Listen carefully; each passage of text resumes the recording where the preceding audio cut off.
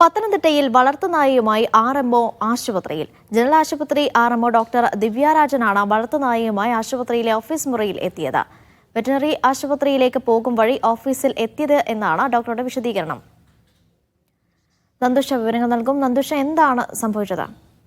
അനീഷ, കഴിഞ്ഞ ദിവസമാണ് പത്തനംതിട്ട ജനറൽ ആശുപത്രിയിലെ RMO ആയ ഡോക്ടർ ദിവ്യാരാജൻ വളർത്തുനായയുമായി സ്വന്തം ഓഫീസ് മുറിയിലേക്ക് എത്തുന്നത്.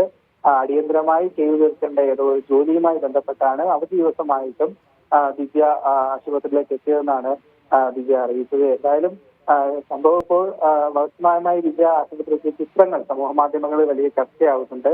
കാരണം ഇൻഫെക്ഷൻ അടക്കം ഉണ്ടാകാനുള്ള സാധ്യതയുണ്ട്.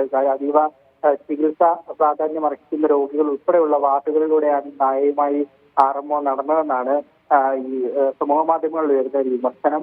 ഏതായാലും നായയുമായി വെറ്റിനറി ആശുപത്രിയിലേക്ക് പോകുന്നതിനിടെ പെട്ടെന്ന് അർജന്റായി വരണമെന്ന് അറിയിച്ചതിനെ തുടർന്നാണ് അടിയന്തരമായി നായയുമായി തന്നെ ആശുപത്രിയിലേക്ക് എത്തേണ്ടി വന്നതെന്നാണ് ദിവ്യ ഇപ്പോൾ നൽകിയിരിക്കുന്ന വിശദീകരണം.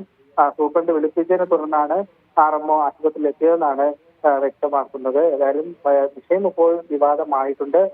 ഔദ്യോഗികമായി സൂപ്രണ്ട് ഭാഗത്തുനിന്ന് പ്രതികരണം ഇതുവരെ പുറത്തു വന്നിട്ടില്ല. അനീഷ.